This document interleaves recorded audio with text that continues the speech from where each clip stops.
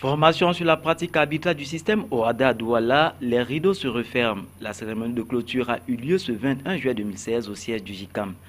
Jeux olympiques 2016, la délégation camerounaise met le cap sur Rio au Brésil. Le Premier ministre chef du gouvernement a chargé les athlètes camerounais d'une mission de conquérant. C'était au siège du Comité national olympique et sportif à Yaoundé. C'est tout pour le sommaire. Mesdames et messieurs, bienvenue au journal sur CamNews 24. Anne-Marie Nzié Forever. La dépouille de la mémé nationale a entamé depuis hier son voyage pour sa sépulture. Au son de Liberté, l'un de ses tubes resté très célèbre, les artistes et ses nombreux fans lui ont rendu un grand hommage à Yaoundé. Reportage de Salmon Fou et Marcel Vondo-Abin, Donald Anyouzoa. 7 pasteurs de l'église protestante pour recommander l'âme de la disparue à l'Éternel. Plusieurs membres du gouvernement, de très nombreux artistes et des milliers de fans amassés autour du représentant personnel du chef de l'État, le professeur Narcisse Mouele Kombi, dans sa posture de ministre de la Culture chargé de positionner la gerbe de fleurs offerte par le couple présidentiel et un micro symbolique sur le cercueil de celle qui aura bercé de ses plus belles mélodies plusieurs générations et suscité de très nombreuses vocations dans l'univers de l'art musical. Anne-Marie Nzié, puisqu'il s'agit d'elle, entamée à travers ses décors, plantée à la morgue de l'hôpital central de Yaoundé ce jeudi 21 juillet 2016, sa longue marche vers l'éternité. La cérémonie de mise en bière cédera place à une longue procession à travers les rues de la cité capitale, avec en prime une escale au musée national, et une veillée animée par plusieurs artistes musiciens au Palais des Sports de Yaoundé. Ce vendredi 22 juillet 2016, le cortège mortuaire s'est ébranlé pour Bibi à son village natal dans l'arrondissement de Lolodorf, région du Sud Cameroun, où Anne-Marie Nzié sera inhumée ce samedi 23 juillet. C'était un concert d'hommage à elle rendu par une pépinière d'artistes dont elle faisait office de mentor. Je vous propose d'écouter quelques réactions.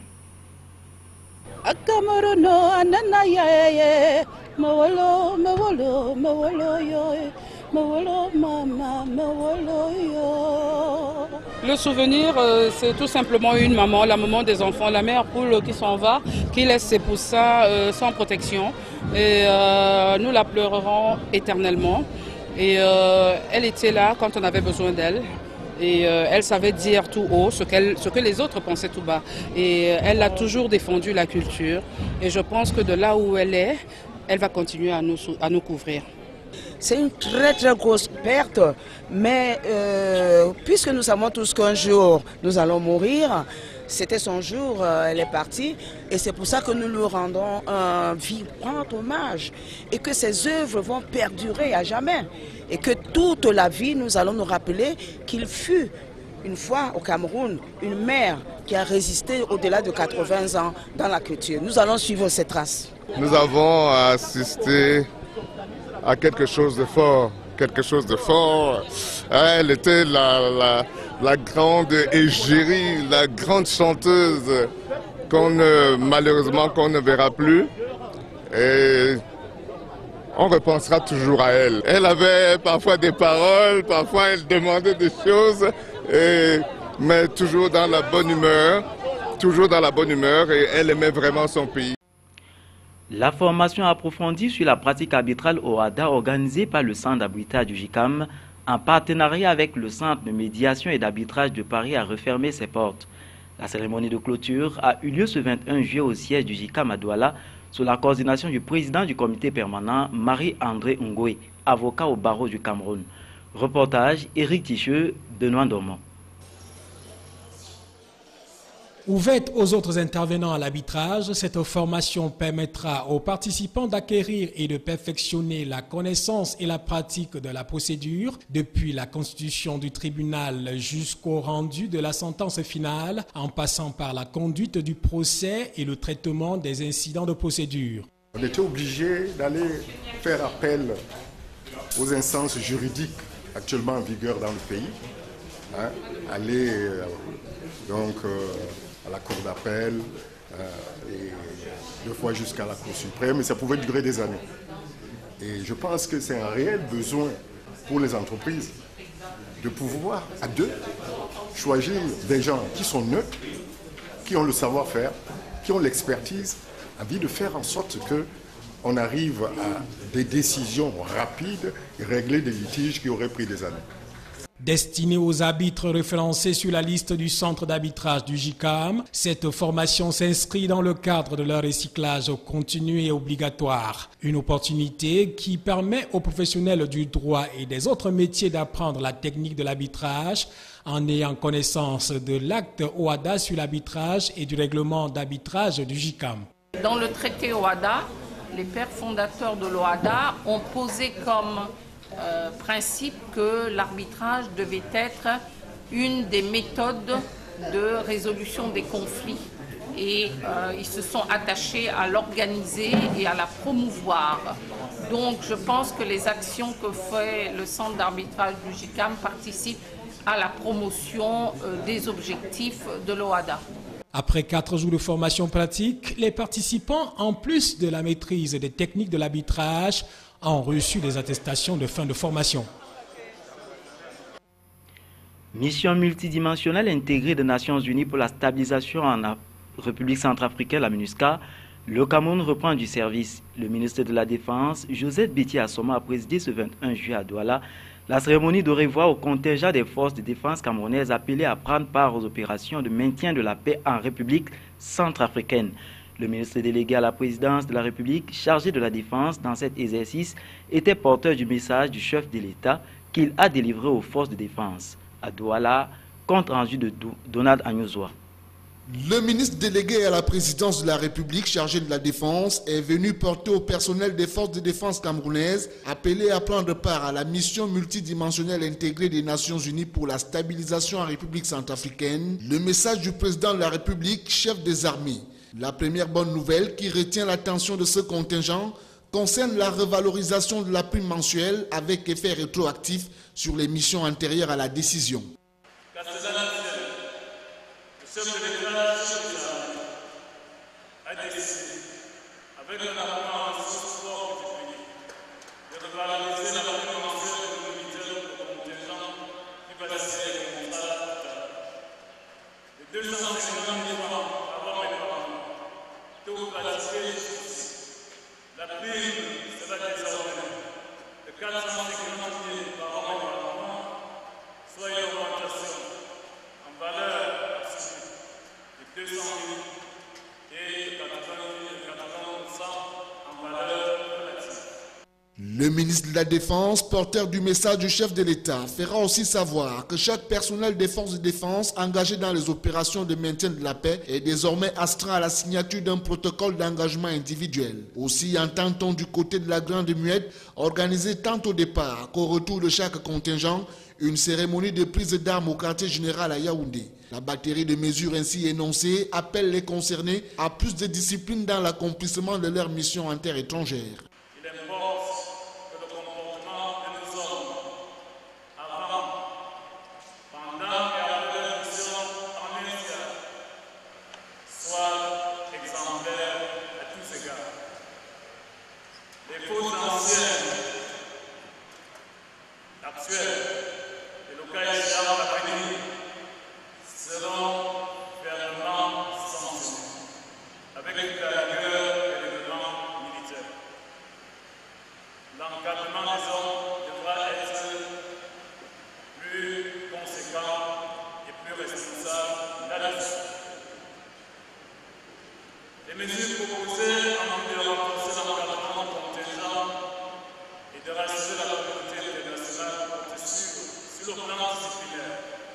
La désignation d'un poste senior chargé de la discipline au sein du contingent, le déploiement d'un détachement de l'État traquer tout écart à la discipline, l'intégration des militaires, de la sécurité militaire dans le contingent en préparation, le renforcement de la sécurité et de la priorité, je l'ai déjà dit au sein du contingent, sur le plan du maintien du potentiel opérationnel, la mixité technique pluridisciplinaire. L'on se souvient qu'en septembre 2015, environ 200 soldats camerounais de retour de Centrafrique avaient défilé dans le centre-ville de la capitale politique Yaoundé pour réclamer le paiement de 18 mois d'arriérés de solde. Et c'est donc pour rompre avec cette opacité dans la gestion des fonds et multiplier les chances de participation du Cameroun à d'autres opérations de maintien de la paix que le président de la République, chef des armées, a décidé de la réorganisation de ses départs en mission des forces de défense camerounaises. Formation des conducteurs de camions, la tension reste vive entre les syndicats et le gouvernement. Au cœur de la polémique, le projet du gouvernement de retirer la formation des conducteurs de camions aux auto-écoles pour la confier à l'armée. Une décision qui irrite les promoteurs d'auto-écoles. Le point avec Adi Poutou et Josué Ngongan.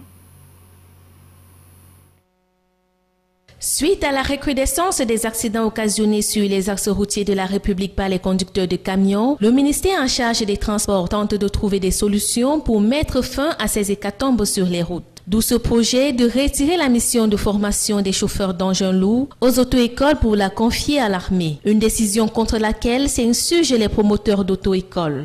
Quand on dit qu'on veut retirer la profession de santé à un médecin pour l'imposer d'aller faire l'agriculture. Mais est-ce que vraiment c'est possible? Nous sommes des formateurs. Par exemple, moi, je suis dans la formation de la conduite automobile depuis 1980. Les auto-écoles, les camions qu'ils en ont investis, les syndicats qui en ont investi, et qui continue encore à améliorer, à perfectionner, augmenter les camions. Mais on va donc prendre leurs camions, tout ça, pour aller déverser à l'armée. La pilule est amère et difficile à avaler. Pour ces formateurs en conduite automobile, les dérives observées ne résultent pas de leur incapacité à octroyer une formation de qualité pour les permis C, D, E et G. Les candidats qui ont composé, voici leur nom. Regardez un peu. Vous voyez là. Mais voilà, ils étaient au nombre de 10. Avec des engins lourds, donc des catégories C, D, E et G. Ils étaient au nombre de 10. Ils ont composé avec les camions et les hystères à l'examen, au site de l'examen. Donc dans le littoral et dans le centre. Vraiment, l'examen du permis de conduire en engin lourd, tel que vous venez de dire, ne souffre de rien. Il convient de noter que lundi 18 juillet 2016, les syndicats nationaux des transporteurs ont adressé une série de requêtes à plusieurs administrations publiques. Pour rappel, c'est au cours de la session du Conseil national de la route CONAROUTE en janvier dernier que le ministre des Transports, Edgar Alain Bangor, et le secrétaire d'État auprès du ministre de la Défense, Jean-Baptiste Bokam, proposaient cette option au gouvernement. Afin de stopper durablement ces accidents de la circulation, il a été envisagé le recours de l'expertise du Centre de formation technique des armées, CEFTA. Le baccalauréat ouvre aux nouveaux bacheliers les portes de l'enseignement supérieur. Ces derniers, contraints aux choix qui détermineront leur carrière, gagneraient pour des études réussies à mener au préalable une profonde réflexion avant de jeter leur dévolu sur la filière à étudier. L'occasion ici a été offerte à l'homme de la rue de donner son avis sur le rôle des parents et des conseillers d'orientation dans cette délicate mission. Reportage. Le baccalauréat, la session de 2016 a révélé ses admis. Pour le lauréat, l'euphorie des résultats le conduira sans tarder au choix d'une filière pour ses études supérieures. Une décision qui en principe déterminera sa carrière. Mais le constat est tel que dans certains cas, le choix des études suivies n'offre pas assez d'opportunités d'emploi. À mon avis, je vois qu'après le bac, beaucoup choisissent la filière par passion. Donc, du coup, comme il a fait C, il s'est dit que non, je vais faire mathématiques ou je vais faire physique. Or, il ne réfléchit pas, non. Donc, il ne pense pas en avance une filière porteuse. Le système éducatif camerounais compte en son sein des conseillers d'orientation préposés à servir de repères de carrière aux étudiants. Ces derniers, selon l'homme de la rue, ne s'acquittent pas suffisamment de leurs responsabilités. C'est un manque de suivi. Et quand bien même notre système éducatif là s'est mélangé, on peut quand même nous donner des conseils d'orientation. Je pense que ça existe déjà, mais ils ne font pas assez le travail. S'il y avait les conseils d'orientation qui étaient là pour dire tel élève, tu es bon en telle chose, tu pourras faire telle chose. Je crois que ça devrait aller. D'autre part, pour le droit de regard sur l'avenir de leurs enfants, certains parents exercent une influence plus ou moins bénéfique dans l'option de la filière du jeune étudiant. À mon avis, je dirais que dans un sens, les parents doivent influencer puisque dans nos écoles aujourd'hui, peu sont comptés comme écoles où on trouve des conseils d'orientation dans les collèges. Bon, ce qui fait que le parent devient à un certain moment conseiller d'orientation de son enfant. Les études servent à acquérir une conception équilibrée de l'instruction, mieux encore à nous ouvrir les portes d'une carrière. Son dévolu sur une filière après le baccalauréat devait être une question préparée, préalablement soumise à un conseiller d'orientation, mais choisie a priori par l'étudiant lui-même. Des choix de carrière, c'est loin d'être un jeu. Maroua célèbre la 5e édition des Journées d'excellence de la recherche scientifique et de l'innovation. Il a été question au cours de cette édition d'amener le grand public à avoir une meilleure perception du rôle de la science et de la technologie dans le développement socio-économique de la région de l'extrême nord. Reportage Célestin Tabouli-Succès, Éric Tichul. C'est en léger différé que la région de l'extrême nord a abrité la 50e édition des Journées d'excellence de la recherche scientifique et de l'innovation. Regroupés en GIC ou évoluant en solitaire, les artisans, les chercheurs en plantes médicinales, les agriculteurs et éleveurs, les promoteurs des entreprises de l'agroalimentaire et de la construction à base des matériaux locaux de la région ont exposé leur savoir-faire au grand public. C'était sous la présidence du gouverneur de la région de l'extrême nord, Midi Awa Bakari, qui a salué les efforts consentis par les chercheurs de la région qui contribuent à leur manière à la croissance économique. Satisfait, ce qu'il faut constater, c'est que l'ensemble de ces produits exposés s'adapte à la réalité, parce qu'elle vise à protéger l'environnement, le changement climatique. Tout ce qui a été exposé s'adapte à l'environnement et vise justement, comme je l'ai dit, à protéger l'environnement mais également à faire face au changement climatique. Pendant 2 jours, il a été question pour cette 5e édition d'informer le public sur l'étendue du potentiel scientifique et technologique que regorge la région, de sensibiliser les acteurs du développement sur la culture de l'innovation et de la créativité, de favoriser et de stimuler les contacts entre les innovateurs et les opérateurs économiques dans la perspective de la création des partenariats fructueux, de valoriser la création des synergies de compétences entre les acteurs de la recherche et de l'innovation de la région de l'extrême nord et de constituer une plateforme de dialogue et d'échange entre la recherche et les utilisateurs des résultats de la recherche. Au thème de ces 2 jours, les meilleurs chercheurs ont été récompensés. En sport, élection à la Ligue de football professionnel le 28 juillet prochain, le candidat Semengue était face aux journalistes le 21 juillet à Douala. Au cours de ces déjeuners de presse, le président sortant du CPG, le comité provisoire de gestion de la LFPC, a présenté les 7 points qui meublent son projet de campagne. S'il est élu, le président sortant promet la professionnalisation définitive du football camerounais. Ont aussi pris part aux échanges Michel Ateba et Josué Ngongan. Face aux journalistes de l'Association des journalistes sportifs du Cameroun, branche du littoral, Pierre Semengue s'est voulu rassurant et confiant. Pour sortir le football camerounais définitivement de son amateurisme, l'actuel président du comité provisoire de gestion de la Ligue de football professionnel du Cameroun dit avoir sa petite idée. J'ai un programme qui tient, j'ai la possibilité de le réaliser. J'ai donné comment je peux le réaliser.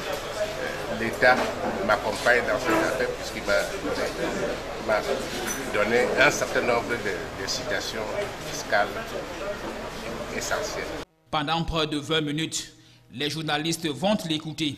L'orateur du jour, point par point, va décortiquer les 7 principaux points de son programme de campagne. L'argent, parce que sans argent, on ne peut rien faire.